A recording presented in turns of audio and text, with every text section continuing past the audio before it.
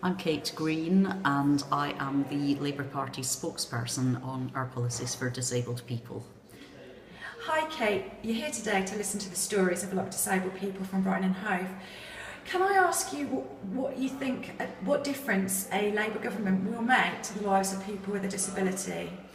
I think Labour's view of disabled people's rights, their right to equality, to inclusion, to participate in every aspect of society is really different from what we've got just now. Under the present government, disabled people have been hit really hard, not just hard in terms of cuts, not just hard in terms of the loss of services on which they rely, but also disabled people tell me that there's an increasing climate of hostility towards them, of suspicion, that the rhetoric about them is that they are strangers, that they're not pulling their weight. The very positive effect we had after the Paralympics has really faded, and I think that's disgraceful and a tragedy.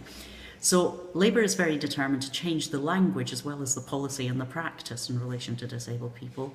Our approach will be founded on the rights of disabled people, rights we are signed up to under the UN Convention on the Rights of Persons with Disability, making those rights a reality for disabled people and treating them with dignity and respect.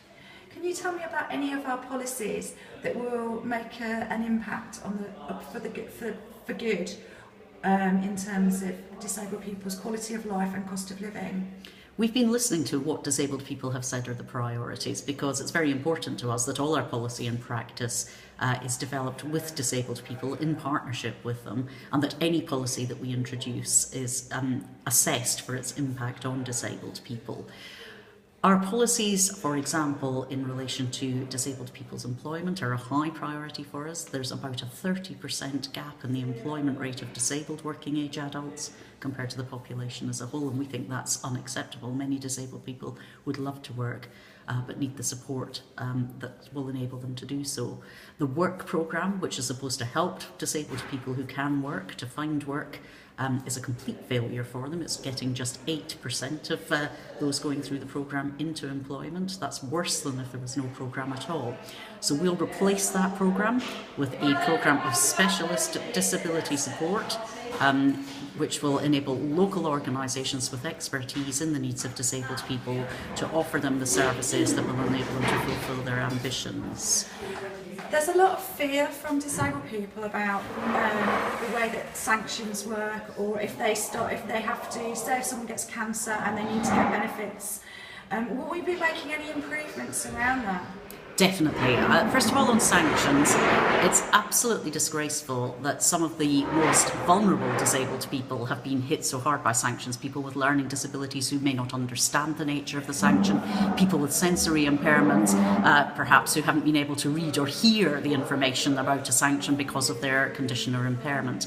Rachel Reeves has been absolutely clear. Under Labour, there will be no targets for sanctions. We know that in job centres around the country under this government there have been targets. Managers have been pushing staff to sanction more people. Rachel and I are absolutely committed that that will not be the way that we'll operate under Labour. We also know that some of the benefits, financial benefits that are supposed to support disabled people or people with chronic ill health are performing very poorly for them. The personal independence payment, for example, which replaces disability living allowance, has been characterised by delays and problems for those disabled people who've applied for it.